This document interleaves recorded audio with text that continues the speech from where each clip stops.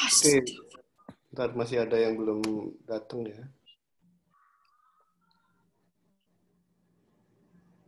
Si siapa? Si Wiwi udah cek LDRU udah ada wifi belum?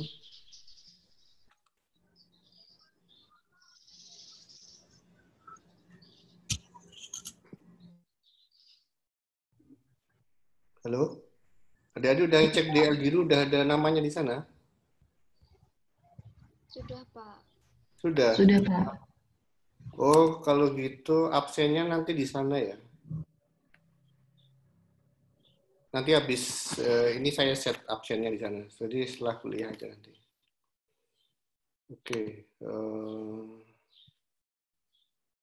Oke, udah siap? Siap, Pak. Ya, ya. Saya share dulu.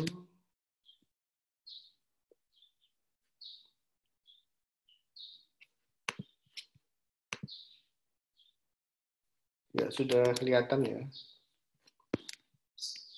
Sudah.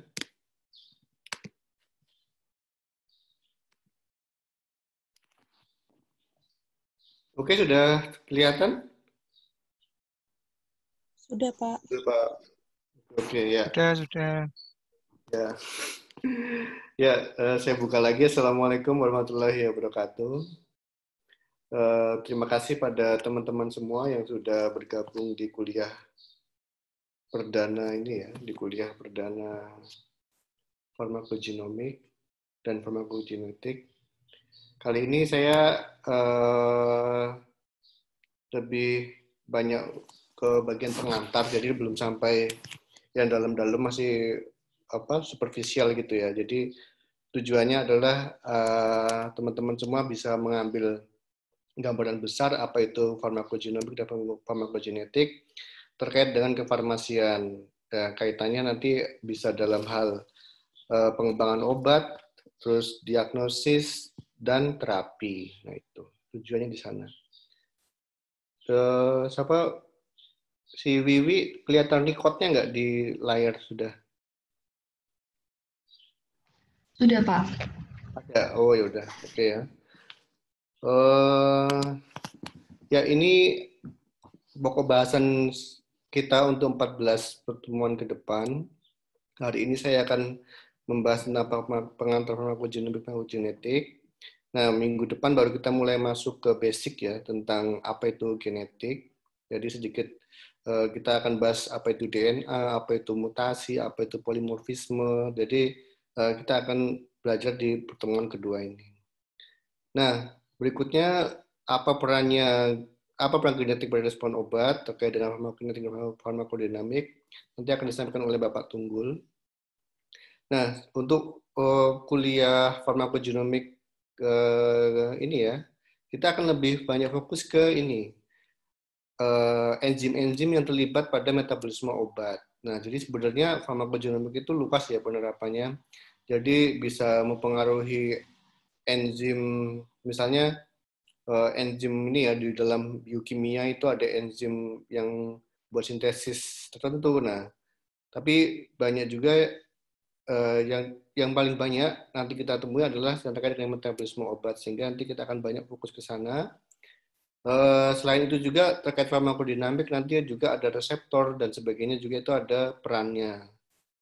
Nah, karena jalur metabolisme obat nanti itu yang paling banyak terpengaruh, jadi kita akan memberikan space lumayan besar untuk ini, sehingga nanti akan diawali dulu apa itu metabolisme obat. Nanti akan di-refresh ya pengetahuan tentang reaksi fase 1, fase 2, dan fase 3 oleh Bu Ika. Nah, jalur metabolisme obat fase 1 itu utamanya melibatkan sitokrom P450. Nah, nanti juga akan dibahas, dikenalkan lebih dalam lagi apa itu sitokrom P450 dan aktivitasnya. Nah, setelah itu jalur metabolisme obat ini juga terkait dengan aktivasi senyawa obat yang semula parent drug atau obat induknya itu tidak aktif. Nah, ternyata setelah di metabolisme itu menjadi aktif. Nah, jadi obat seperti itu dinamakan sebagai prodrug. Nah, ini pun nanti akan dikenalkan obat-obat apa saja termasuk prodrug dan bagaimana itu bisa terjadi. Dia di pertemuan 6. Kemudian lebih detail lagi ke bagian sitokrom P450. Kalau ini masih umum, sekarang udah mulai masuk ke polimorfismenya. Jadi variasi apa saja yang muncul di enzim tersebut. Sorry belum ya. Terus yang setelah ini adalah UTS. Setelah UTS nanti kita ingin tahu kan ya, bagaimana sih mendeteksi polimorfisme, terus bagaimana mendeteksi variasi genetik melalui teknik-teknik tertentu. Nah, nanti akan dibahas oleh saya di sini. Nah, larinya dari farmakogenomik itu adalah pengobatan personal. Nah, sehingga nanti akan dibahas secara khusus pengobatan personal itu apa aja, terkait juga nanti masalah etika, kemudian masalah sosial, masalah biaya, dan segala macam, tidak hanya terkait dengan obat, tapi juga ke aspek-aspek yang umum, sosial juga akan dibahas di pengobatan personal ini. Nah, setelah itu, mulai pertemuan 10 sampai 14 ini lebih pada ini ke kasus ya. Jadi penerapan farmakogenomik untuk pengobatan. Jadi emang porsi paling besar itu kita akan lebih banyak ke porsi terapeutik. Jadi untuk mengevaluasi efikasi suatu obat atau efek samping suatu obat. Jadi kita akan bahas pada pengobatan antiplatelet, kemudian infeksi, pengobatan nyeri, neurologi psikiatri, kemudian reaksi hipersensitivitas, dan kasus lain seperti transplant dan kanker. Jadi modelnya nanti ini akan diberikan banyak, ada pengantarnya, cuma akan lebih banyak ke bagian kasus atau studi kasus itu ya. Dengan dosennya adalah yang di bagian sini ada Mbak Bu Nia Liana, Bu Dewi, saya, dan dan saya. Ya, dari sini dulu, silakan kalau ada pertanyaan untuk pokok bahasan di farmakogenetik kuliah kita. Silakan kalau ada pertanyaan.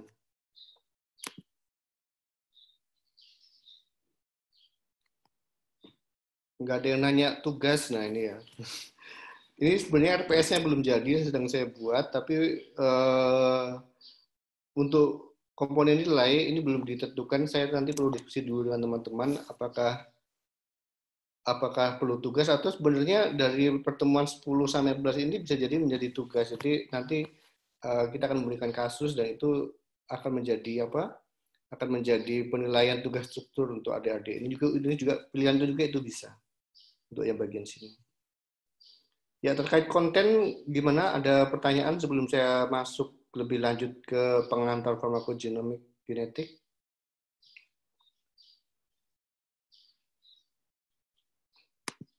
Oke, jelas ya, jelas. Saya lihat ini pesertanya banyak yang 2017 ya, jadi beberapa 2018, tapi lebih banyak 2017. Dan ini juga ada, kemarin kita ada ini ya, ada proyek buka naratif review terkait farmakogenomik, dan sepertinya emang ikut juga di kuliah ini, jadi bagi adik-adik juga dari 2018 yang mau tertarik naratif review terkait farmakogenomik untuk skripsi juga ini menjadi bakal bagus ya. Jadi akan menjadi sumber info yang penting untuk bisa menulis seperti itu. Oke, jika tidak ada pertanyaan saya lanjut. Nanti sampai tadi saya tunjuk Wiwi jadi co-host ya. Ini kalau ada yang baru masuk bisa di admit. Minta bantuannya. Ya. Oke, untuk referensi sebenarnya adik-adik pasti tahu buku ini ya, Farmakoterapi di Piro edisi 10. Ini mungkin udah bertebaran ya e-booknya. Nah, ini bisa dipakai. Dan ternyata bagian farmakogenomik itu muncul di bab 5 ya. Jadi di sini secara khusus bab ini menceritakan tentang farmakogenomik. Dan memang farmakogenomik ini masih baru, bukan baru sebenarnya. Ini sudah ada konsep ini sejak mulai terkenal tahun 2000-an. Dan sebenarnya kalau kita nanti lihat sejarah itu udah sejak sebelum Masehi pun sudah dikenali. Cuma sekarang sudah mulai marak sudah mulai marak diakui. Nah itu. Termasuk di farmakoterapi di Piro pun dia memberikan satu bab khusus terkait farmakogenomik di bab 5. Jadi adik-adik bisa buka buku ini dan baca bab 5 Kalau bisa ada yang ekstrak PDF-nya akan lebih bagus, nanti diekstrak aja bab 5-nya, kemudian di-share ke teman-temannya, boleh juga. Nah, ini bacaan awal untuk farmakogenomik di terapi. Dan kuliah kita sebenarnya itu tidak jauh dari materi yang di bab 5 ini gitu. Jadi bisa dikatakan satu bab kita extend menjadi 14 pertemuan. Nah, kasarnya seperti itu. Jadi kita mencoba untuk mengupas itu lebih detail. Ya karena ini ya mata kuliah memang suplemen, jadi tidak semua kategori obat bisa ada kaitan farmakogenomiknya. Cuma ini mulai dikenali dan mulai diperhatikan. Nah, itu pesan saya mau ngomong itu aja. Terus ini apa? Bukan referensi ya sebenarnya, ini cuma sebagai handout bacaan ringan aja buat adik-adik yang pengen tahu pengantar farmakogenomik dan metabolisme obat. Jadi ini tulisan ringan saja, ini cuma 26 halaman kalau di kertas A4. Ini mungkin satu hari dibaca selesai ya, jadi tidak perlu berhari-hari untuk membacanya, karena bahasanya sangat mudah dan ya sangat tipis bukunya. Tapi tersedianya di e-book, jadi nanti kunjungi aja ini, terus dibaca dari Play Store gitu. Jadi tersedia, nanti harganya juga sangat murah ya, mungkin satu cangkir kopi, jadi bisa bayar pakai voucher atau pulsa, silahkan. Ya ini untuk bacaan awal, ini saya jamin adik-adik satu hari mungkin bisa selesai untuk satu hari bisa selesai untuk membaca semuanya. Lain-lainnya banyak, tapi karena ini mata kuliah pilihan, sehingga saya tidak membuat ini menjadi berat, sehingga searching di Google atau di PubMed atau lain-lain pun dipersilahkan. Jadi lebih rileks saja untuk mata kuliah ini. Nah, ini masih di Dipiro ya. Jadi Dipiro tadi dia membahas pengantarnya di bab 5, tetapi kemudian di bab-bab yang udah mulai masuk ke bagian terapi, ternyata dia sudah mempertimbangkan farmakogenomik tadi di bagian, biasanya di subbab terakhir. Misalnya ini untuk obat bagian epilepsi ya, ternyata dia mulai mempertimbangkan bagaimana untuk populasi khusus, misalnya pada penduduk Asia atau Asia Selatan, termasuk kita Indonesia ya. Jadi ini udah mulai dilirik ya. Jadi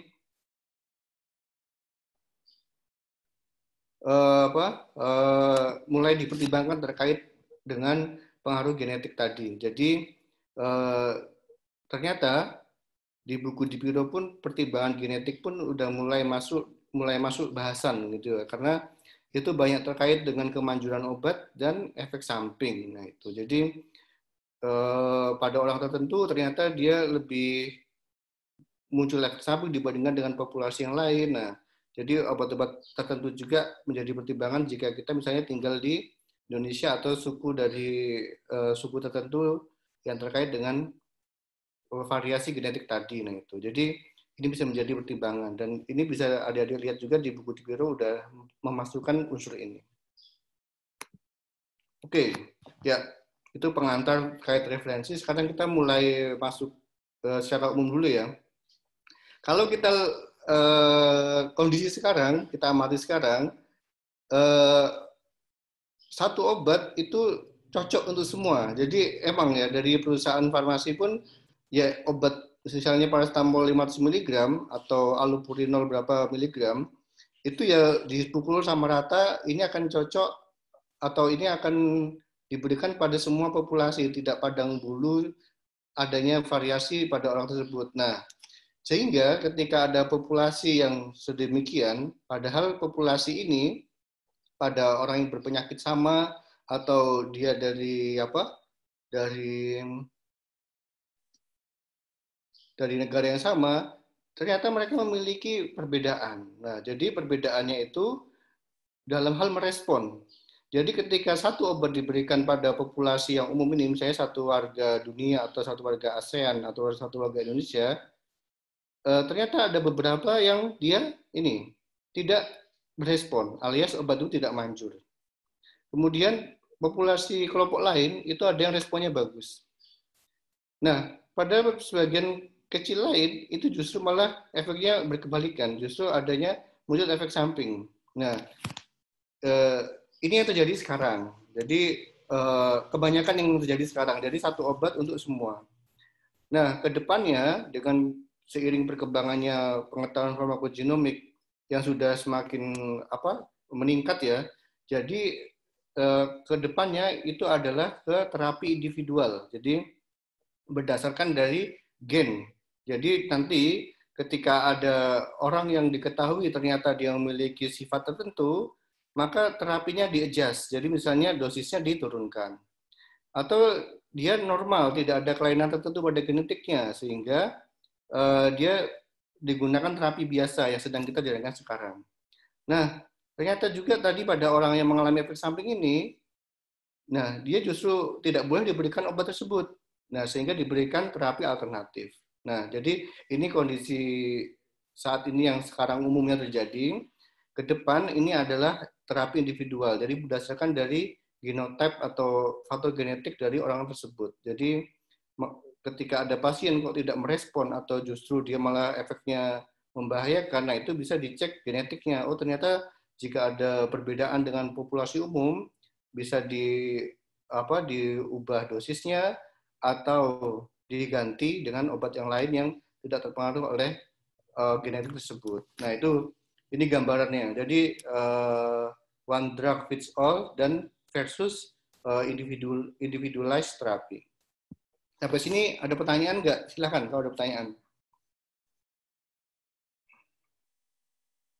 Dihidupkan saja mikrofonnya terus bertanya. Saya harap keaktifannya ya, karena prinsipnya adik-adik di mata kuliah pilihan itu janganlah menjadi beban. Jadi dibuat enjoy, ini adalah pilihan saya, ini adalah saya mau memperdalam tertentu. Nah, sehingga gunakanlah kelas eksklusif ini karena orangnya juga cuma lebih sedikit, jadi akan lebih mudah untuk komunikasi dan sebagainya. Sehingga itu harus dimanfaatkan. Ya silakan sebelum saya lebih lanjut presentasinya, kalau ada pertanyaan silakan. Boleh izin bertanya Pak? Ya silakan, gimana? Siapa ini? Genta bukan? Iya Pak, Genta Pak. Kan ada beberapa pengaruh dari ini Pak, ada spesial populasi gitu. Nah mungkin ada nggak Pak negara atau nggak suatu daerah juga yang udah mengaplikasikan ini? Jadi itu lebih kayak ada genomic database-nya, jadi kayak orang jadi itu setiap kayak di data kesehatannya itu udah ada orang ini tuh ternyata ada polimorfis di sini. Jadi kayak di rekam medisnya itu jadi buat ngebantu diagnosis gitu, udah ada belum ya Pak? Apa masih belum? Iya. Kalau jawabannya ada atau tidak ada, jawabannya sudah ada. Ya, dari negara-negara maju seperti Amerika atau Jepang, dia udah mulai seperti itu. Jadi misalnya nanti ya bakal ada namanya itu ada suatu chips gitu. Chips itu berisi 9 enzim umum untuk metabolisme obat. Itu nanti bisa diketahui orang tersebut itu dia tergolong apa. Misalnya kalau ternyata dia adalah pemetabolisme cepat atau pemetabolisme lambat. Nah, itu bisa dimasukkan ke rekam medisnya. Atau sekarang yang selain itu dari sisi pasiennya, dari obatnya sendiri, sekarang sudah banyak yang mencantumkan itu di leafletnya. Jadi misalnya obat clopidogrel itu ya, clopidogrel itu obat buat antiplatelet tadi, dia udah ada warningnya untuk pasien misalnya ya, ini konteks itunya saya kurang tepat mungkin. Misalnya di tulisannya untuk pasien pemetabolisme lemah CYP2C19 maka diperlukan terapi pengganti. Nah, gitu. Jadi baik di pasien maupun di obat itu sekarang sudah mulai itu ditulis terkait farmakogenomics ini gitu. Ya, ini untuk yang ini ya, untuk yang metabolisme obat ya.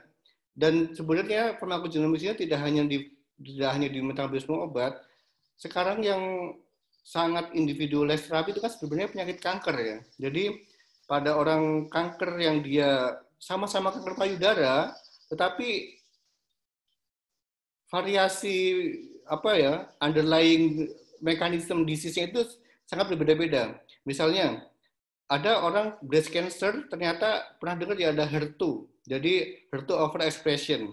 Nah, jadi ketika dia mau diberikan obat itu harus dicek dulu HER2-nya. Nah, kalau dia ternyata overexpress HER2, nah berarti obat Herceptin atau trastuzumab itu bisa diberikan. Tetapi jika dianya aja HER2-nya negatif, dikasih trastuzumab juga nggak bakal ampuh gitu. Nah, kalau yang seperti ini udah ada di Indonesia. Jadi itu simple ya. Jadi misalnya si HER2 tadi di imunositokimia, nanti dia kelihatan dia overekspresi atau enggak. Nah, dari situ ketahuan patologinya, baru kemudian bisa diberikan obat tadi atau tidak. Nah, itu sebenarnya untuk hal yang kanker itu sudah berjalan ya kita ya. Seperti itu. Oke, sudah paham? Sudah, Pak. Terima kasih, Pak, informasinya. Iya, jadi ibaratnya penyakit yang sangat individualized yang sekarang sudah dikenal itu adalah penyakit kanker tadi itu. Dia harus dicek detailnya itu karakteristiknya apa. Nah, sebenarnya itu adalah bagian dari farmakogenomik ini, penerapannya. Jadi sangat khusus, walaupun sama-sama penyakit kanker, breast cancer, tapi itunya genotipnya berbeda sehingga diberikan obat yang berbeda juga. Ketika dia diberikan pukul sama rata, itu jelas buang-buang biaya, padahal obatnya tadi mahal, kemudian efek sampingnya besar jika dia tidak ditangani satu orang per satu, itu banyak kerugian yang kita peroleh. Gitu. Nah, selain dari penyakit kanker ini sudah common ya di negara-negara, kita harus melakukan cek ini, cek itu untuk sebelum diterapi. Nah, selain itu penyakit lain yang juga ke depan itu bakal mengarah ke farmakogenomik itu adalah penyakit schizophrenia. Nah, ternyata walaupun sama-sama penyakit schizophrenia, ternyata variasi genotipnya itu bisa sangat berbeda antar satu pasien. Nah, sehingga nanti obat-obat yang diberikan pun akan berbeda tergantung dari kondisi pasien tersebut. Itu arahnya ke depan ke sana. Jadi para psikiater itu kebingungan. Kok bisa ya orang schizofren ini kok beda, kasih ini justru berbeda efeknya segala macam. Nanti kayaknya schizofren itu bakal sama kayak kanker. Jadi dicek ini itu dulu baru kemudian diterapi obat yang tepat. Makanya nanti kita bahas juga di pertemuan belasan tadi itu ada tentang penyakit psikiatri. Nah itu ya. Dia akan dibahas ke sana. Ya lanjut. Nah ini, jadi ini masih awal ya, ini belum masuk ke genomik, ini hasil pengantar. Ini data ini hanya untuk menunjukkan ternyata ada variabilitas individual dalam drug response. Jadi misalnya sama-sama pasien asma diberikan obat beta agonis, misalnya ini adalah salbutamol dan sebagainya. Ternyata responnya itu bervariasi. Jadi tingkat respon buruknya itu jadi ternyata bisa dikatakan efeknya tidak berespon atau responnya justru buruk. Nah itu. Ini sekian. Jadi ibaratnya dia tidak ada manfaat jika diberikan beta agonis pada orang-orang asma ini. Tidak hanya asma, tetapi juga pada hipertensi, rate of poor response-nya sebanyak sekian. Dan parahnya ini ya, solid cancer, tadi breast cancer. Jadi obatnya juga bermacam-macam, tapi respons poor-nya 70%, artinya tinggi. Ya emang tadi ya, karena bisa jadi orangnya itu tidak mengembangkan genotype tertentu yang jika diberikan obat yang tidak tepat, dia responnya akan buruk juga. Nah itu, makanya untuk hal-hal yang tinggi-tinggi ini ibaratnya wajib di farmakogenomik dimasukkan. Nah itu. Kemudian orang depresi sama, tapi ini tidak setinggi yang ini ya. Kemudian ketika diberikan SSRI, kemudian tricyclic, dia juga respon buruknya itu sekian. Orang diabetes diberikan sulfonylurea atau yang lainnya, respon poornya juga setinggi 50%. Kemudian untuk orang artritis diberikan NSAID, COX-2 inhibitor, dia juga sekian variasinya. Jadi COX-2 atau NSAID dia kan dimetabolisme oleh enzim ya, sehingga pada orang yang dengan artritis tertentu yang dia memiliki polimorfisme pada enzim yang memetabolisme NSAID atau COX, dia akan memberikan respon yang berbeda. Nah, kita lihat sekarang schizophrenia ini saya katakan tadi ya, ini dari 25 sampai 75%. Jadi ini hampir sama dengan si kanker ini, sehingga ke depan bisa jadi schizophrenia ini adalah penyakit yang sangat individualized. Jadi obat-obatnya pun nanti akan spesifik tergantung dari genotype-nya. Nah itu. Ya, ini bukti bahwa rate of poor response dari obat yang sama untuk pasien yang dengan penyakit sama itu bisa bervariasi. Jadi tidak ada ini adalah kenyataan. Ini yang ditemui di lapangan. Nah, faktor yang berkontribusi dalam variabilitas interindividual dalam disposisi drug atau aksi obat ini bermacam-macam. Nah, ini ada satu studi, nanti saya kasih artikelnya. Jadi plasma drug level ini bisa sangat bervariasi ya, bisa sampai 1000 kali lipat ketika obat yang sama, dosisnya sama, diberikan pada 2 orang yang hampir sama berat badannya. Nah, ketika ada perbedaan yang sangat signifikan ini, kan berarti ada suatu faktor yang berkontribusi. Nah, apa saja itu? Terkait misalnya adalah usia, kemudian ras atau etnik. Tadi kalau ini weight-nya sama, jadi kalau weight-nya beda, tentu saja nanti responnya pun akan berbeda. Jenis kelamin, ini ya, penyakit penyerta, kemudian obat pemberian bersamaan, ini larinya nanti ke interaksi obat, kemudian faktor sosial, kemudian genetik. Nah, dari semua ini ternyata yang paling besar nanti itu adalah faktor genetik, gitu ya. Nah, sehingga dari perbedaan antar individu ini diperlukan adalah personalized medicine atau pengobatan secara personal atau secara individual. Nah, jadi ini ada suatu project Human Genome Project ini dimulai tahun 70-an dan selesai di tahun 2003. Ini intinya adalah sebanyak 3 miliar nukleotida yang ada di manusia ini sudah selesai diurutkan atau sudah selesai di sequencing. Dan ini adalah suatu database yang sangat penting untuk bisa mengembangkan farmakogenomik ini. Jadi berasal dari sini kita banyak belajar bagaimana sih manusia itu didefinisikan dari DNA. Jadi tubuh yang menyusun kita ini dari semua enzimnya, dari semua organnya itu diatur melalui gen. Nah, itu sekarang sudah selesai di sequencing. Nah, dari temuan tadi itu ditemukan adanya variabilitas. Nah, sehingga nanti variabilitas ini bisa macam-macam ya, bisa SNP atau bisa translokasi, ada insersi dan sebagainya. Itu ada perbedaan setiap individunya. Dan dari HGP ini sudah diketahui semua gen yang ada pada manusia. Dan dengan menggunakan data ini di dalam era sekarang, genomic medicine, kita dapat memperbaiki atau memprediksi dari kemajuran obat dan toksisitasnya. Kemudian juga bisa mengimprove diagnosis tadi misalnya ada pasien kanker yang dia HER2 positif, atau deteksi awal terhadap dia itu lebih akan cenderung mengembangkan penyakit tertentu. Nah, ini pun bisa pengaruhnya ke sana. Dengan adanya selesainya HGP ini. Nah, kita mulai mundur ke belakang. Bagaimana sih farmakogenomik ini muncul? Nah, itu. Jadi sebenarnya akar farmakogenomik ini sudah dikenali ya sebelum Masehi oleh Pythagoras, yang saat itu dia mengenali ketika dia makan fava beans, tahu ya fava beans?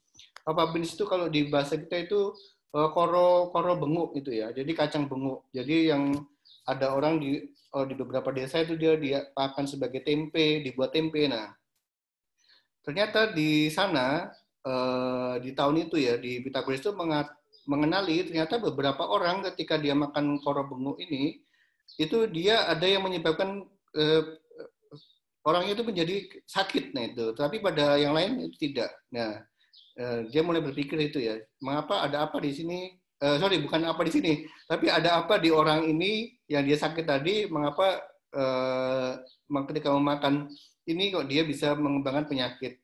Fava beans ini digunakan kalau di dulu itu untuk penyakit Parkinson. Jadi dia mengandung itu mengandung ini ya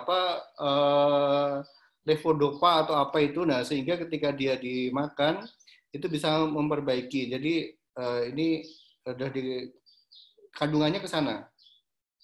Kemudian pada tahun 1940 ini si Boyd ini ya dia mengamati perbedaan populasi ini terkait adanya ini anemia hemolitik. Jadi darahnya itu dialisis ya. Sel darah merahnya itu lisis sehingga menyebabkan anemia. Nah, itu namanya hemolitik anemia. Nah, itu diakibatkan setelah makan si fava beans ini. Jadi orang yang ini kemudian Briton ini dia tidak mengalami, tapi untuk yang Mediteran dia mengalami anemia hemolitik. Nah, ini dikenali lebih lanjut oleh si Boyd ini.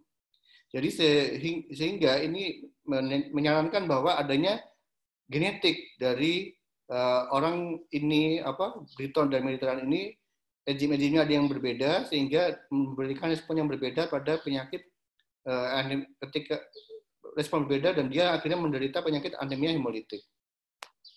Nah, sekarang ini sudah diketahui bahwa anemia hemolitik ini terkait tadi konsumsi fava beans tadi ini terkait dengan adanya ini ya enzim yang berperan itu adalah X-linked glucose 6-fosfat dehidrogenase atau G6 ya ini enzimnya ini. Jadi adanya variasi genetik pada enzim ini itulah yang bertanggung jawab mengapa pada orang tertentu dia bisa menyebabkan anemia hemolitik, pada yang lainnya itu tidak. Nah, ini penjelasannya. Sehingga adik-adik sering lihat ya ada obat yang dia itu tidak boleh untuk orang yang mengalami defisiensi G6PD ini. Jadi G6PD ini ternyata enzim ini tidak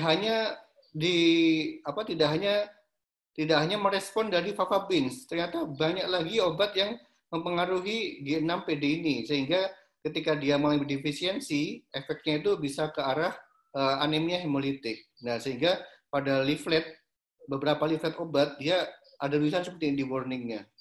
Nah, itu larinya juga sama, dia ada pengaruh genetik yang mempengaruhi ke respon obat dan akhirnya bisa menyebabkan anemia hemolitik. Sehingga ini perlu diwaspadai ketika ada orang yang mengalami defisiensi ini.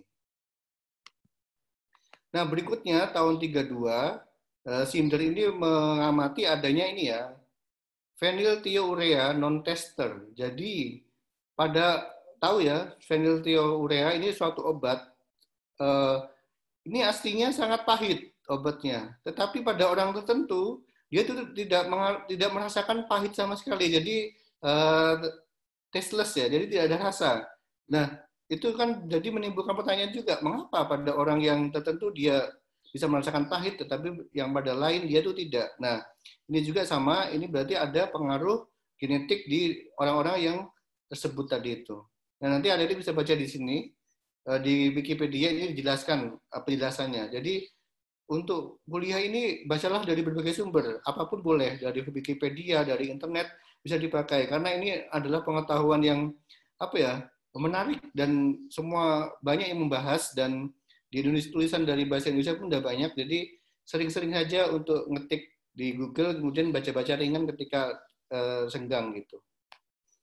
Kemudian pada tahun 50, pasien dengan defisiensi tertentu, yaitu adalah enzim tertentu, sehingga suksametonium ini obat yang berasal pada kolinesterase, itu bisa menyebabkan peninggian ya, sehingga efek paralisisnya itu akan menjadi lebih lama. Oke, itu. Kemudian Motulsky pada tahun 57 dia juga mengamati adanya perbedaan antar individual dalam hal efikasi drug atau kemanjuran juga terkait dengan ADR atau efek samping yang dia itu dikaitkannya dengan faktor genetik.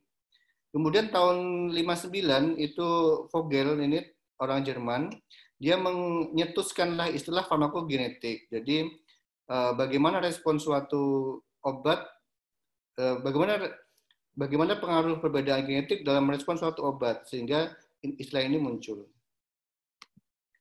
Nah, studi lebih lanjut terus berkembang sehingga berikutnya pada tahun 60 ini dilakukan uji klinik pada orang yang ini ya kembar siam atau monozygote twins atau dizogitic twins, jadi kembar yang tidak identik, kemudian sibling, kemudian ada populasi umum, dan ternyata termasuk ini ya half life dari obat-obat itu bisa bervariasi, termasuk warfarin yang itu diamati. Kemudian tahun 1970 kelompok terpisah dua itu diamati terkait dengan obat antihipertensi ini debrisoquin.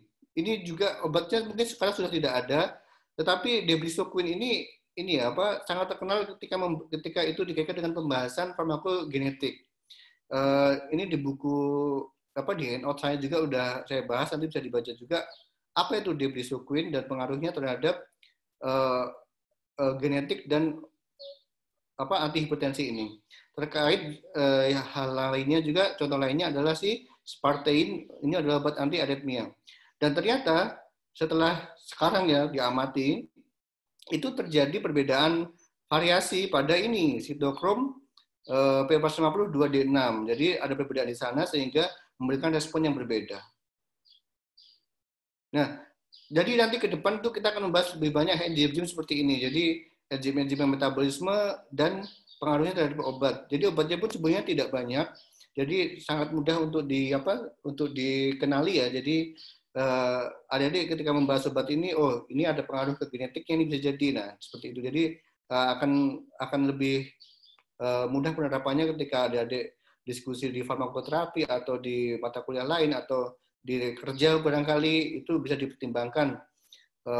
Ketika ada obat yang tidak berespon atau efeknya justru negatif, bisa jadi ini adalah faktor genetik. Nah, ini rangkuman dari tadi timelinenya. Jadi tahun 53 itu si Watson and Crick menjelaskan DNA double helix. Setelah itu dikenali ada double helix. Kemudian tadi ya hemolytic anemia itu tidak hanya pada cafabin, fafabin, tapi juga obat primaquine. Ini ceritanya menarik ya. Ini pada pasca Perang Dunia Kedua, itu tentara yang dari Amerika, tentara Amerika yang berasal dari turunan Afrika, dia kan di satu suatu penyakit malaria itu mewabah. Nah, ternyata pada orang-orang yang turunan Afrika tadi, ternyata dia mengalami anemia hemolitik ini. Nah, pada yang lainnya itu tidak. Nah, ini adalah contoh bagaimana orang Afrika tadi dia merespon berbeda terhadap primaquine. Seperti itu. Tadi Moltusky sudah ada perbedaan genetik yang berpengaruh pada kemanjuran atau efek samping. Kemudian si Vogel tadi tahun 59 mencetuskan istilah farmakogenetik. Kemudian Genome Project itu dimulai dan akhirnya selesai 2003, dan ini akan memperbarui minat dari farmakogenetik menjadi lebih intensif lagi di saat-saat sekarang. Oke, sebelum ke sini ada pertanyaan silakan tentang sejarah dan pengaruh tadi itu. Silakan kalau ada pertanyaan. Bisa diikuti nggak saya? Bisa, Pak. Bisa. Oke. Ini udah pukul berapa? Ini kayaknya saya ngomong udah banyak ya. Baru setengah jam ya. Oke. Saya haus, saya minum dulu ya. Saya saya tinggal bentar. 3 menit ya. Saya minum bentar.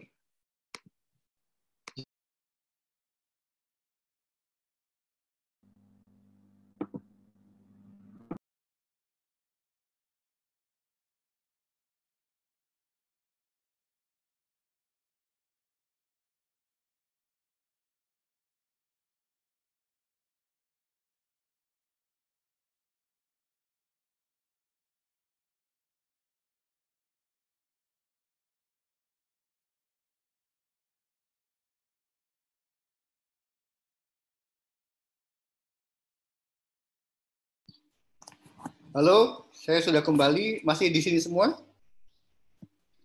Masih hadir, Pak. Masih hadir ya, masih Pak. kuat. Tapi bagusnya kalian ada yang tanya gitu, biar saya tidak mendominasi kelas ini. Ya, selama masih ngerti, masih oke ya. Saya takutnya tidak paham. Oke, saya lanjutkan. Ini artikel lama tahun 2001. Ini lagi ngebumnya si Herceptin ya. Ini baru muncul. Jadi Herceptin tadi isinya adalah trastuzumab. Dia obat untuk kanker yang positif atau overexpress HER2. Jadi made to order medicine. Jadi obat yang kayak kita itu apa ya? Ya sesuai dengan permintaan gitu. Jadi ini adalah ibaratnya, ini bisa dikatakan kayak pionir dari, bukan pionir ya, maksudnya ya inilah kontributor awal penerapan farmakogenetik di level klinik gitu. Jadi diamati dulu pasiennya dia overexpress HER2 atau tidak. Jika iya, dia bisa diobati dengan obat ini. Obat-obat kanker lainnya pun masih banyak ya. Jadi misalnya ini adalah TPMT enzim. Jadi ada 6 mercaptopurine. Dia pun nanti perlu juga di individualized terapi. Tapi nanti kita akan bahas di pertemuan terakhir yang bagian kanker. Ya, apa itu genomik dan genetik? Nah, jadi jangan pusing ya. Sekarang saya mulai bahas apa itu genomik dan versus genetik.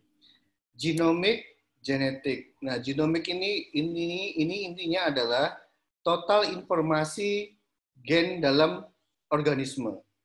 Jadi ini ya, kata kuncinya adalah nih lihat, organisme complete set genetic information. Itu ya, itu adalah genomik. Jadi semua komponen informasi genetik pada organisme tersebut itu disebut sebagai genomik. Jadi ini sangat umum, lebih luas ya pengertiannya. Nah, ini bisa berupa gen penyandi atau DNA non penyandi. Nah, itu. Jadi dia tidak hanya melibatkan gen yang aktif saja atau penyandi saja, tapi juga yang non penyandi. Itu adalah masuk ke kajian genomik. Tadi ya, genom adalah complete genetic information pada satu organisme. Sekarang apa itu genetik? Nah, genetik ini lebih kayak ke warisan ya. Jadi warisan atau turunan. Jadi ada suatu dari induk ke anakannya. Nah, itu dia ke sana. Nah, farmakogenetik ini mempelajari fungsi dan komposisi dari ini lihat single genes. Oke ya. Dan gene ini adalah pengertiannya adalah spesifik urutan DNA yang menyandi fungsional molekul. Jadi ingat di genetik itu adalah lihat codes ya, codes. Sedangkan pada genomik baik codes atau non coding. Nah itu. Jadi ada beda antara genomik dan genetik. Jadi itu ya, ini lebih umum, ini lebih bagian kecil dari genomik. Nah, sehingga ini farmakogenetik dan farmakogenomik ini sedikit berbeda ya. Jadi kalau farmakogenomik itu mengacu pada peran berbagai komponen genom pada respons terhadap respons suatu obat. Komponen genom tadi ada banyak ya, tidak hanya coding sequence tapi juga non coding sequence. Nah, tak hanya itu, tapi juga terkait dengan ini ya. Tadi ya tentunya sequence genetik, tapi juga ke level kromosom. Nah, kromosom ini bisa terjadi perubahan struktural sehingga terjadi translokasi. Jadi ada translokasi antara kromosom satu ke kromosom lain, itu juga masuk dalam kajian farmakogenomik. Kemudian variasi epigenetik. Jadi epigenetik tadi kan epi ini artinya, ini saya jelasin ya. Epi itu artinya tidak pada sequence-nya sama, tapi di bagian DNA-nya itu dia mengalami tambahan, misalnya adalah metil, sehingga disebut sebagai metilasi.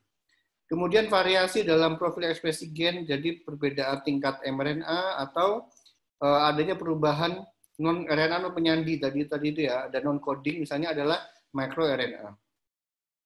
Nah, variasi genetik dapat diwariskan germline atau turunan atau perolehan, misalnya mutasi somatik pada tumor.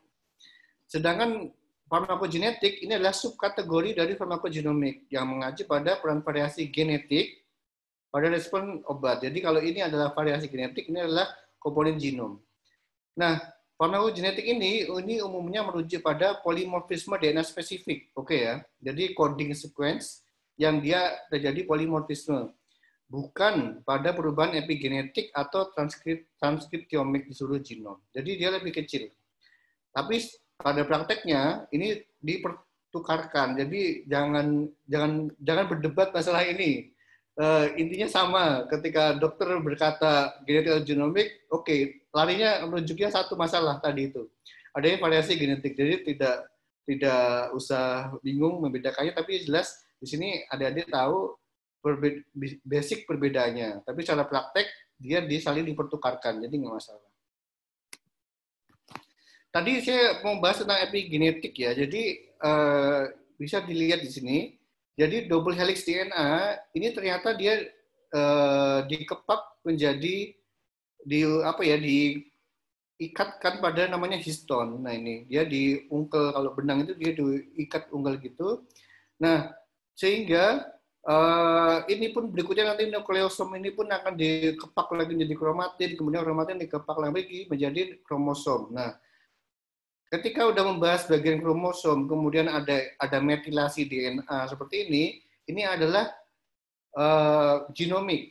Sedangkan kalau genetik dia hanya fokus di bagian ini saja, dan itu pun hanya yang coding saja. Nah itu. Nah apa itu tadi ada bagian ini kan ya, termasuk bagian di epigenetik. Nah itu. Jadi epigenetik itu adalah perubahan yang tidak mengubah sequence. Jadi sequence-nya tetap, dia cuma mengubah tingkat metilasinya. Misalnya pada nomor sekian dikasih metil dan seperti itu. Melalui metilasi atau histone modification. Jadi yang dimetilasi itu tidak hanya gen ini DNA juga, tapi juga histonnya pun bisa dimetilasi atau diasetilasi. Nah ini adalah kajian dari epigenetik. Yang nantinya itu dapat mengaruhi kecepatan transkripsi atau ini silencing, jadi gennya itu tidak aktif seperti itu. Epigenetik lainnya itu juga bisa mengubah tentang tadi ya RNA non coding atau telomer length. Jadi telomer itu bagian sini itu bisa dipengaruhi juga panjang atau pendeknya oleh si epigenetik. Nah, epigenetik ini dapat diturunkan dari orang tua ke anaknya, tetapi juga bisa berasal dari lingkungan. Oke ya. Jadi kalau genetik tadi itu adalah dari orang tua ke anaknya, tadi ada itu ya, heritage. Nah kalau yang ini dia bisa juga dari faktor lingkungan. Nah contoh epigenetik terkait dengan farmakogenomik ini adalah obat yang mempengaruhi metabolisme dari kemoterapi. Yang ini kemoterapi kanker, yang dia ternyata ada pengaruh dari metilasi. Ini pustaka yang tidak dibaca. Nah, di gambar-gambar ini saya ambil dari sumbernya ini ya. Jadi nanti saya kasih slide-nya ini dan adik-adik bisa membaca ini lebih detail apa itu epigenetik. Jadi setiap ini ada maknanya. Jadi adik-adik bisa eksplor lebih jauh. Ya, terminologi lain yang perlu kita perhatikan tadi ada pengaruh farmakokinetik dan farmakodinamik. Tapi mungkin adik-adik sudah sangat familiar ya. Farmakokinetik itu adalah merefer pada bagaimana obat, intinya farmakokinetik itu bagaimana ini ya nasib obat dalam tubuh. Jadi ini bisa terlibat pada proses absorpsi, distribusi, metabolisme dan eliminasi. Dan nanti larinya ke efek obat dengan adanya ini ya. Gangguan pada konsentrasi obat pada situs aksinya. Sedangkan pada farmakodinamik itu adalah bagaimana tubuh merespon dari obat. Nah ini terkaitannya nanti itu adalah ke afinitas dan aktivitas yang banyak kita bahas itu nanti adalah reseptor. Jadi farmakodinamik ini ingat saja, ini kalian ingat mata kuliah farmakologi molekuler karena di sana lebih banyak target aksi obat baik reseptor, transporter, kanal ion dan sebagainya. Dan ternyata dia pun ada perbedaan sekuensinya sehingga mereka ada perbedaan afinitas atau aktivitasnya dalam hal dalam hal ini ya, ikatannya dengan si obat. Nah, ini adalah kajian dari farmakodinamik. Nah, ini farmakogenomik itu bisa mengaruhi pada efek pada farmakokinetik yang nantinya dia akan, salah satu contohnya yang paling utama adalah mengubah metabolisme obat sehingga mengaruhi konsentrasi obat dalam plasma. Kemudian pengaruh juga pada farmakodinamik yang ini lebih ke ini ya, ke target misalnya adalah reseptor ya, sehingga nanti ikatannya jadi lebih lemah sehingga nanti efeknya jadi berkurang juga kemajurannya. Nah, ini dua ini. Kemudian ada pada reaksi idiosinkratik. Nah, ini kaitannya ini pada efek samping obat-obat yang bukan ini ya, obat-obat yang tadi itu, misalnya tadi adalah defisiensi G6PD. Nah, itu adalah termasuk contoh dari reaksi idiosinkratik. Jadi bagaimana obat itu menyebabkan cedera, misalnya cedera hati atau anemia hemolitik, itu karena ada enzim tertentu yang berbeda, sehingga reaksi terhadap obat tadi itu berbeda juga dan menimbulkanlah efek samping. Nah, itu termasuk pada bagian efek pada reaksi idiosinkratik. Nah, efek pada patogenesis atau kepada penyakit ini lebih khususnya adalah ke keganasan atau ke kanker tadi. Misalnya dia ada HER2 overexpress dan sebagainya. Jadi 4 ini yang terpengaruh.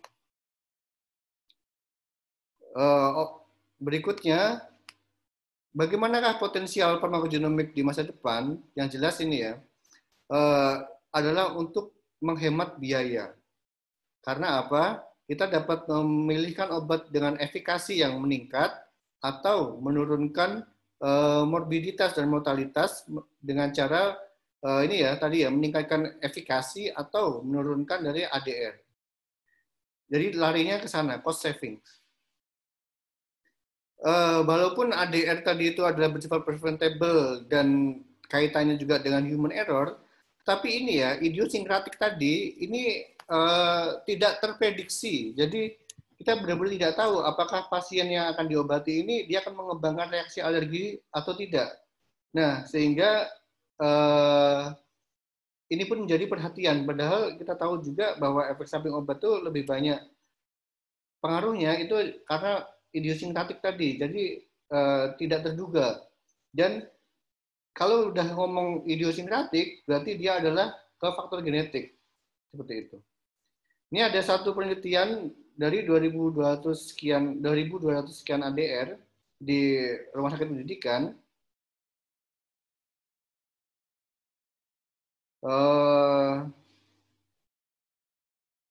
Terjadi ini ya, dia diketahui penyebabnya sehingga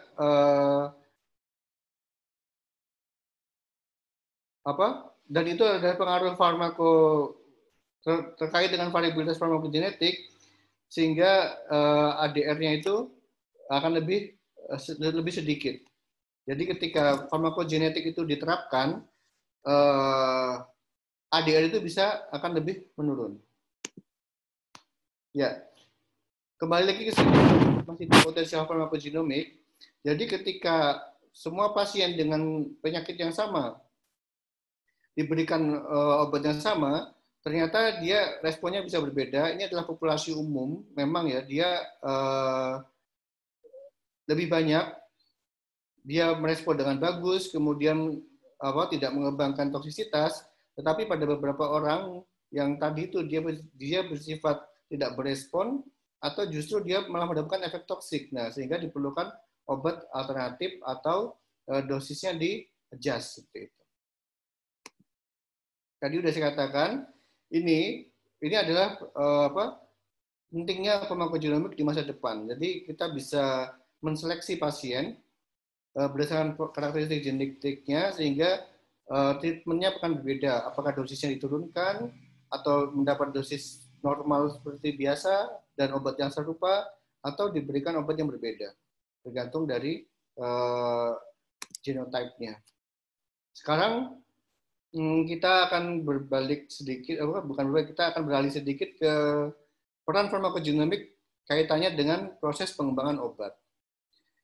Nah, kejadian yang ada, 80% produk yang udah masuk tahap pengembangan itu gagal ketika udah masuk ke pasar. Jadi dengan adanya farmakogenomik ini, kita bisa membuat obat yang lebih cerdas.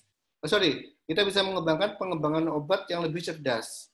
Jadi kita sudah ketika mengembangkan obat, kita mempertimbangkan efikasi dan toksisitas prediksinya itu berdasarkan dari genetik.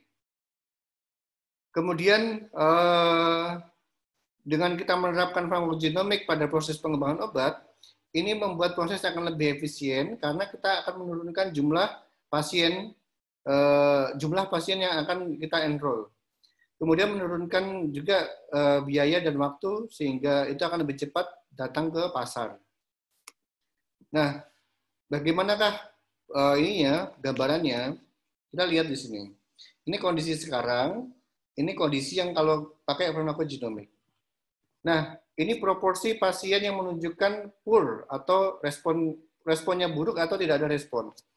Nah, ketika responnya buruk tadi itu adalah rendah, oke ya. Jadi ketika dia poor respon atau responnya itu rendah, ini bisa masuk ke ini akan lari ke clinical trial. Nah, current option sekarang ini kondisi sekarang, ketika ada obat yang memiliki respon buruk, misalnya kalau dia mengembangkan penyakit hati atau anemia tadi itu, ketika itu jumlahnya tinggi, nah yang ada obat tadi itu langsung ditinggalkan, jadi tidak di follow up, jadi ya udah sia-sia gitu ya. Tapi sebenarnya jika ini mempertimbangkan farmakogenomik itu dipertimbangkan, obat tadi itu bisa terus dikembangkan, tetapi dengan cara mengeksklud atau mengeluarkan obat-obat yang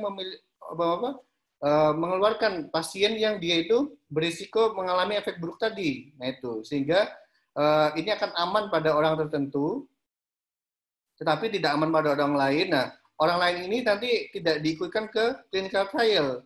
Tapi nanti ketika obat itu disetujui, dikasih warning, obat ini tidak untuk orang yang exclude tadi. Nah itu, jadi bisa seperti itu.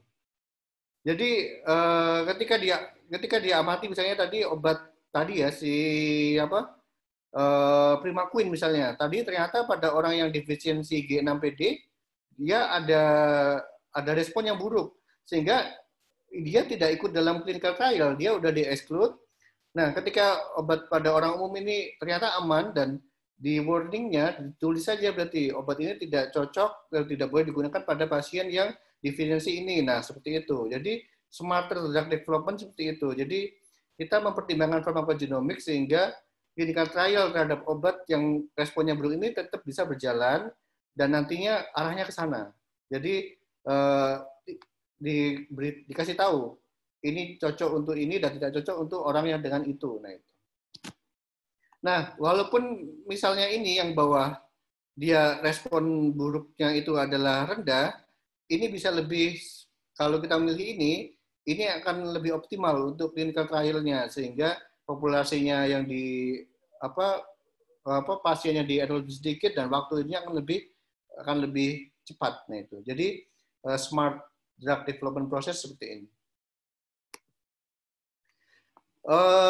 Lanjutannya, ini adalah beberapa personalized medicine pada pharmaceutical industry yang larinya nanti adalah ke targeted therapy.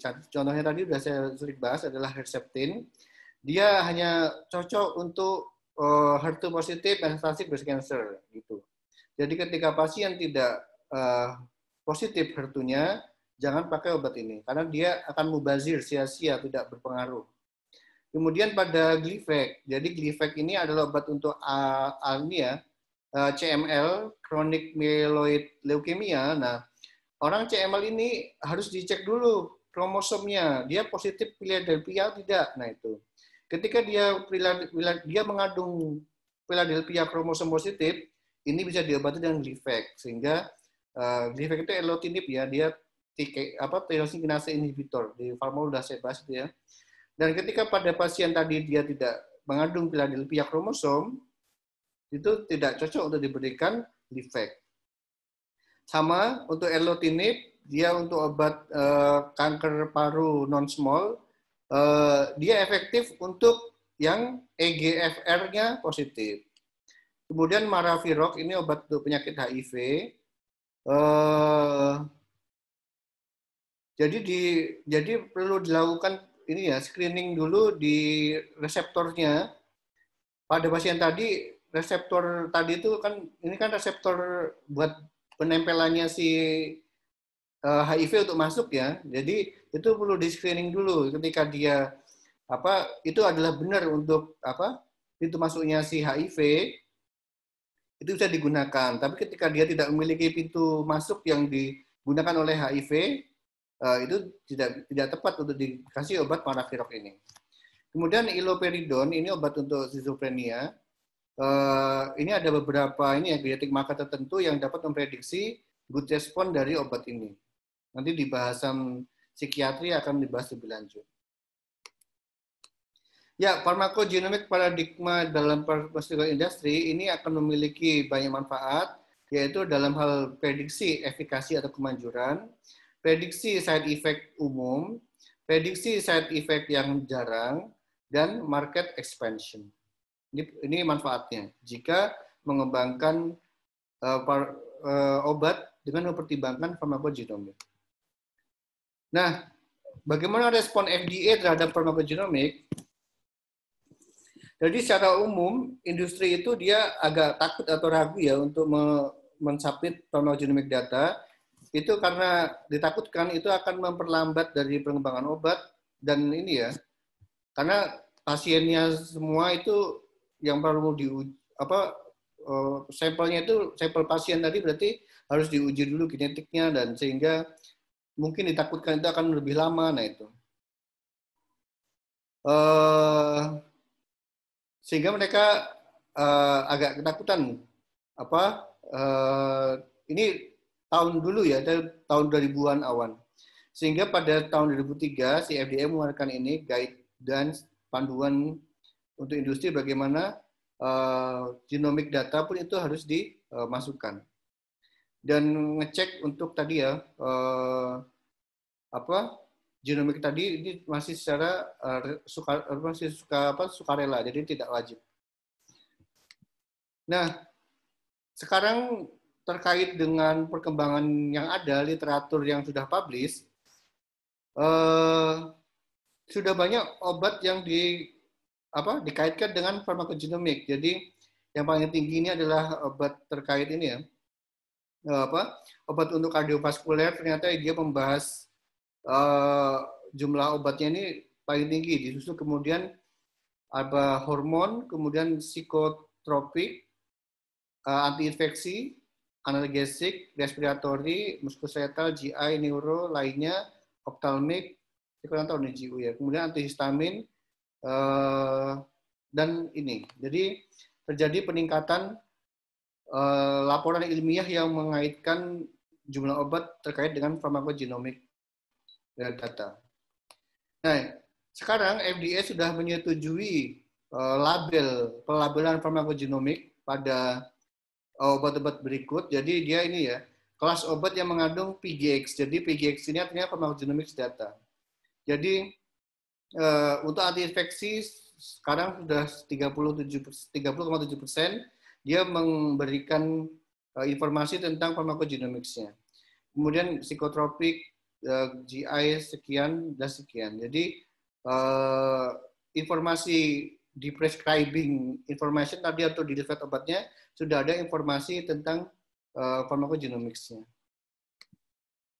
Nah, ke depan future pharmacogenomics karena kita sudah memiliki ini ya perkembangan luar biasa tadi dimulai dari Human Genome Project, kemudian sudah ada sequencing, ada NGS New Next Generation Sequencing sekarang juga sudah mulai masuk ke Indonesia. Jadi sebelum kasih obat itu dicek dulu sekuensinya sehingga nanti akan dipilihkan obat yang tepat sesuai dengan si genetik tadi itu. Dan sekarang sudah diketahui ini ya, SNP-nya juga sudah banyak. pasien yang sudah dikategorikan juga banyak, replikasi studi juga sudah banyak, sehingga ini akan membuat kemajuan yang besar terhadap penerapan farmakogenomik di level klinis. Sehingga ke depan bisa jadi orang itu datang tidak membawa resep, tapi juga membawa urutan DNA genetiknya seperti itu. Ya, ini beberapa tambahan informasi bagi klinisi yang akan menerapkan farmakogenomik. Ini ada PAM GKB, jadi Pharmacogenetic Pharmacogenomic Knowledge Base, ini websitenya. Di sini memuat ini ya, pharmacogenomic data dari lebih dari 650 obat, mengandung 20.000 varian farmakogenetik, 3.000 pharmacogenetic annotation, kemudian 100 guideline terkait nama obat, gen target, dan pathway-nya. Nah, adik-adik bisa kunjungi ini, nanti adik-adik akan tercengang ya bagaimana suatu obat itu bisa, satu obat itu ternyata variasi genetiknya itu sangat berbeda-beda dan sangat bermacam-macam. Dan juga ada ini ya kaitannya dengan klinisnya yang itu dikaitkan label dari FDA, Eropa atau Jepang. Tadi itu ya drug pathway, kemudian ini highlight menyorot gen-gen yang penting pada pemahaman farmakogenomik. Kemudian ada CPIC. CPIC ini lebih ke ini ya, lebih ke terapi guideline yang lebih pada keputusan untuk melakukan cek genetik atau tidak. Nah itu, misalnya pada ini algoritma pada warfarin dia memberikan panduan pada penggunaan warfarin dicek dulu PCORC1-nya sama CYP2C9-nya. Jadi ketika ada polimorfisme pada dua gen ini, nanti dosisnya bisa dimodifikasi. Ya, CPIC mengkoleksi hal-hal seperti itu. Nah, FDA sudah memberikan label tentang PGX information di obat-obat tertentu. Nah, ini tabelnya nanti saya kasih artikelnya, nanti adik-adik bisa lihat tabelnya itu apa saja. Society lain pun ada, kita mau belajar, ada DPWG, CPNDS, dan lain-lainnya. Ini pun sudah include di PAM GKB. Ya, sekian presentasi dari saya. Silahkan, saatnya untuk tanya jawab. Ya.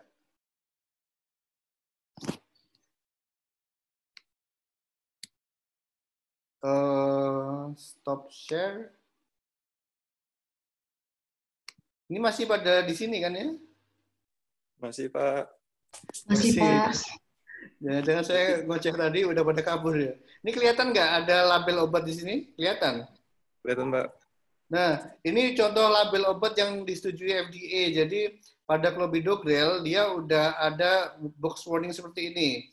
Jadi ini lihat, antiplatelet efek itu menurun pada pasien yang loss of function, artinya dia tidak punya alel CYP2C19, sehingga pertimbangkan another platelet, misalnya adalah inhibitor P2Y12 yang lain, pada pasien yang diidentifikasi CYP2C19 poor metabolizer. Nah ini, jadi banyak obat yang sudah mencantumkan informasi ini gitu. Jadi tidak hanya ada tidak hanya indikasi atau kontraindikasi, tapi juga sudah mengaitkan informasi genetik ini di label obatnya. Gitu. Nah, ini ada contoh untuk yang clopidogrel. Jadi ini contoh label yang saya maksudkan tadi yang dari FDA, disetujui oleh FDA tadi. Ya, ini buku yang saya referensikan tadi bisa cek di Google Play ya. Nanti itu 1 hari bisa selesai, jadi sangat ringan sekali. Bisa langsung dibaca. Ketika mengikuti kuliah berikutnya akan lebih mudah.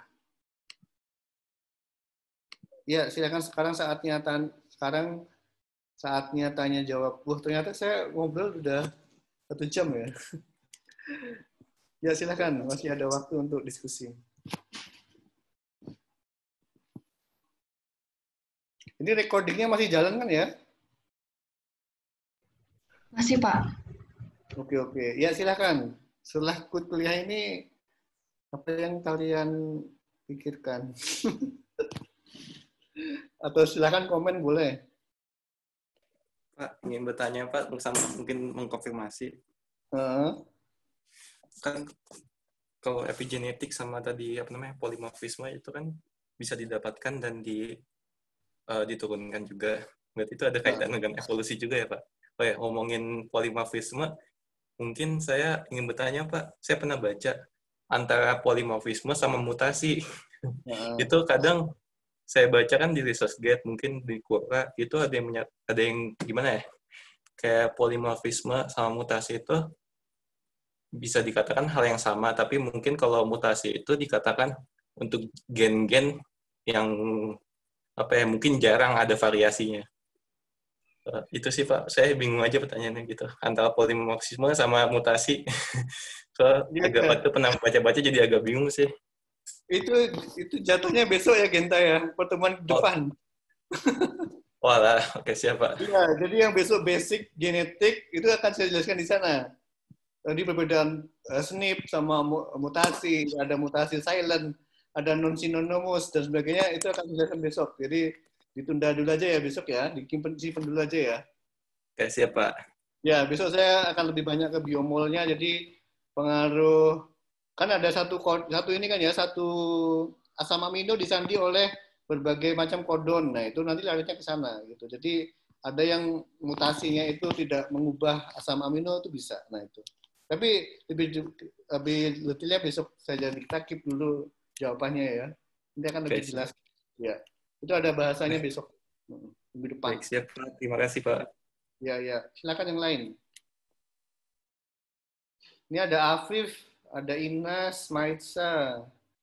Ini ada Mei. Ini Mei mau skripsi genomik, harus tanya, silahkan.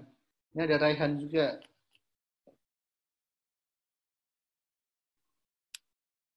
Orangnya ada nggak nih? Coba. Mana Mei suaranya?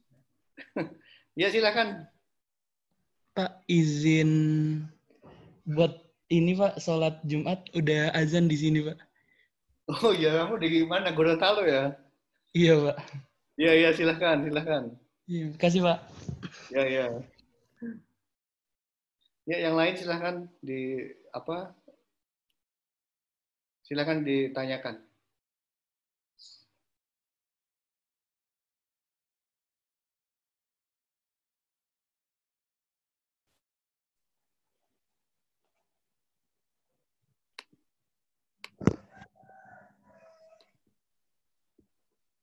Pak, saya izin mau bertanya, Pak. Ya, gimana, Nas? Jadi untuk kasus yang di awal Bapak terangkan itu di mana terdapat penyakit yang muncul pada suatu populasi yang mengkonsumsi kacang itu ya, Pak? Kacang bungu itu ya. Ya, itu apakah terapinya nanti dilakukan dengan dengan menonaktifkan suatu gen khusus yang menimbulkan penyakit itu ya, Pak? Oh, ya. Tadi ceritanya ketika dia makan kacang bengu, dia mengalami anemia hemolisis, gitu kan ya? Tidak sejauh itu, Mas.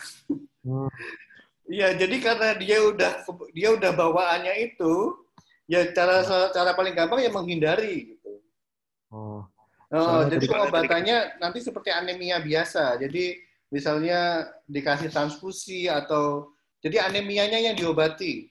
Nah, catatan berikutnya, pasien tersebut itu harus dihindarkan sejauh-jauhnya dari obat-obat yang dapat menyebabkan anemia hemolisis. Karena banyak juga obat yang pengaruhnya ke G6 DPD tadi. Nah, itu solusinya. Kalau dia udah membawa itu, ya udah biarkan saja. Karena itu bukan suatu penyakit sebenarnya. Si defisiensi G6PD itu tidak menyebabkan penyakit. Tapi dengan adanya itu, dia merespon berbeda terhadap obat. Nah, itu. Gimana? Udah jelas, Inas? Lalu saya mau nanya, Pak, apakah pengaplikasian dari studi epigenetik ini bisa dilanjutkan pada untuk menonaktifkan gen-gen tertentu yang bersifat dapat mengurangi, dapat berakibat buruk seperti menimbulkan penyakit gitu ya, Pak? Apakah Iya, kalau pertanyaannya pengaplikasian itu lebih seperti itu ya, Pak? tadi epigenetik tadi bilangnya Ines ya. Iya, Pak. Kan karena tadi di studi epigenetik itu Nah, dapat mengaktifasi suatu tahu. gen dengan terjadinya metilasi gitu ya, Pak. Oke, Jadi oke. apakah pengaplikasian lebih lanjutnya itu bisa dilakukan misal dengan menonaktifkan suatu gen tertentu itu eh, dapat dijadikan terapi pada suatu penyakit gitu ya, Pak? Ya, itu bisa. Jadi strategi epigenetik itu sudah mulai masuk. Jadi ada itu nanti kaitannya ke sini ya, ke mana? Kaitannya nanti ke penyakit kanker. Saya ambil contoh lagi di sini misalnya. Oke, ke bagian epigenetik tadi. Oke, di sini. Di sini ya. Ini kita lihat ini ada namanya histon ya, histon. Ketika dia diasetilasi, ini misalnya ini ada diasetilasi, maka histon tadi itu akan terbuka. Nah, kalau terbuka berarti transkripsi terjadi. Nah, kalau transkripsi terjadi, kalau yang ternyata yang disandi oleh si gen ini itu menyebabkan kanker, proliferasi dan sebagainya, berarti strateginya apa jadinya? Si asetilasi itu dihambat atau dipicu? Saya ulangi.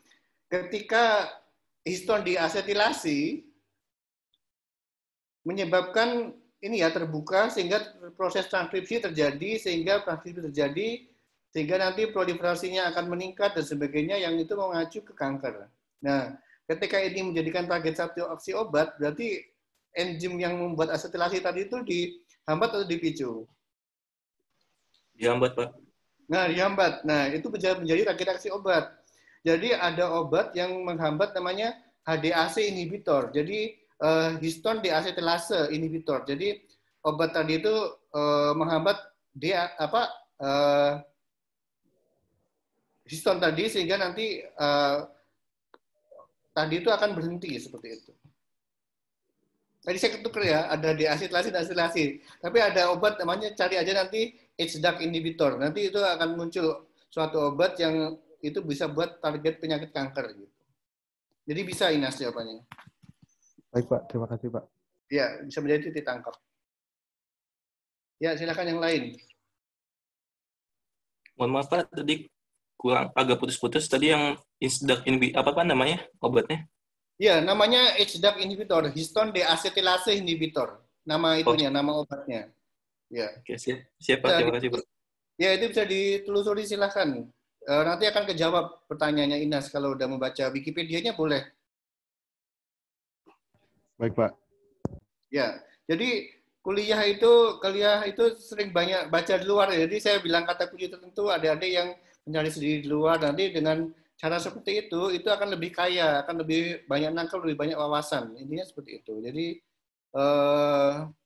tidak hanya mengandalkan slide ini, tapi dari apa yang saya omongkan, terus kalian suruh cari itu dicari, itu akan lebih pintar, cepat pintar kalian. Ya, silahkan. Tanyaan yang lain. Ini dari suara cewek belum ada ini. Silahkan.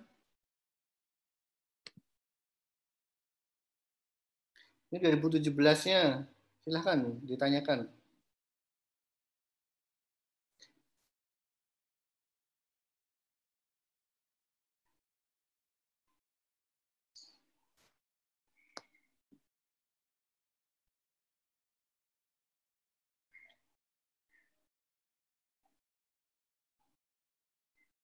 Masih ada di sini semua, siapa ini?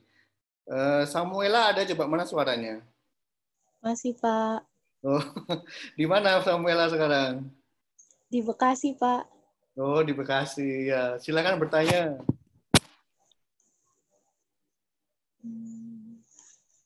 Atau si Wiwi coba. Wiwi mana pertanyaannya?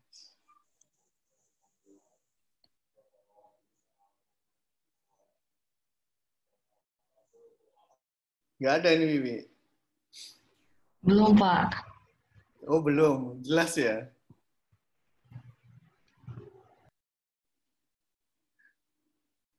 Ya, sampai 11.15 ya.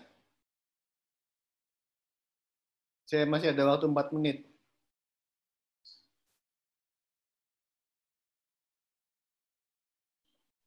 Nanti sisanya kita pakai buat absen.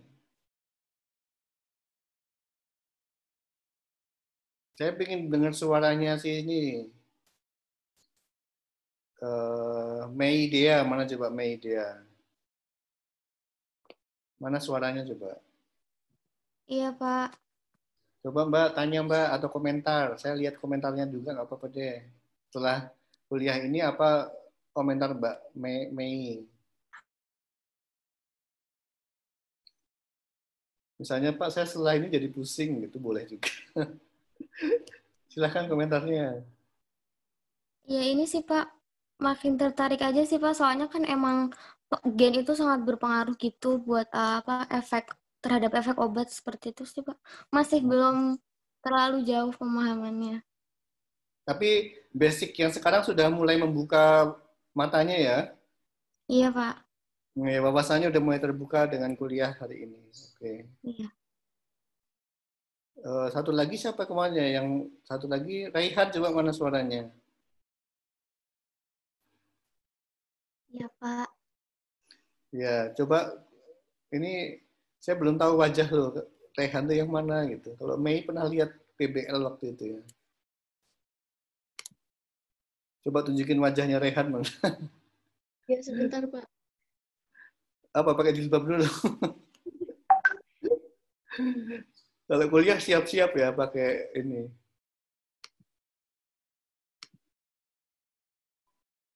Tadi si itu nggak jadi nanya Samuela. Coba dipasin kameranya. Ya coba silakan tanya Rehan. Atau komentar boleh. Sejauh ini sih belajarnya seru Pak. Kayak lebih tertarik lagi, lebih penasaran lagi. Tapi masih belum ada yang ditanyain. Oh, oke. Ya, jadi saya berhasil untuk menarik minat kalian untuk belajar ini ya. Ya. Oke, jika terakhir saya tawarkan, bisa ditutup ya. Terakhir saya tawarkan pertanyaan atau komentar sebelum saya tutup. Terakhir satu orang.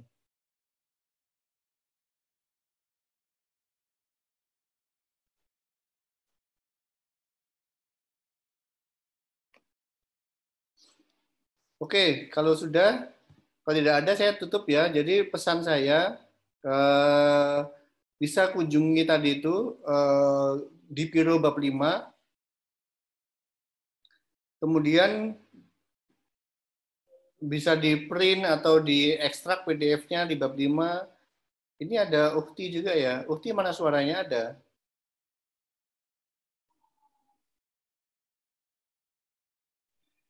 Atau siapa di sini yang bisa ekstrak PDF ya?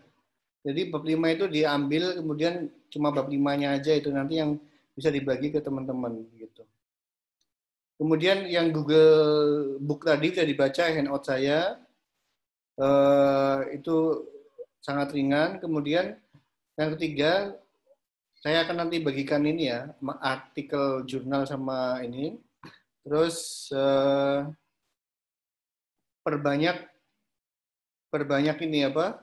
Baca-baca dari internet, Wikipedia atau apapun yang saya minta tadi itu lebih banyak dibaca. Jadi dengan belajar mandiri seperti itu, adik-adik akan lebih cepat paham. Ya, sekian kuliah dari saya. Semoga bermanfaat dan adik-adik semakin bersemangat untuk belajar farmakogenomik farmakogenetik. Ya, terima kasih. Saya akhiri. Wassalamualaikum warahmatullahi wabarakatuh. Silahkan boleh leave ya. Nanti saya buka L birunya, siapa tahu udah ada absen, nanti bisa absen di sana.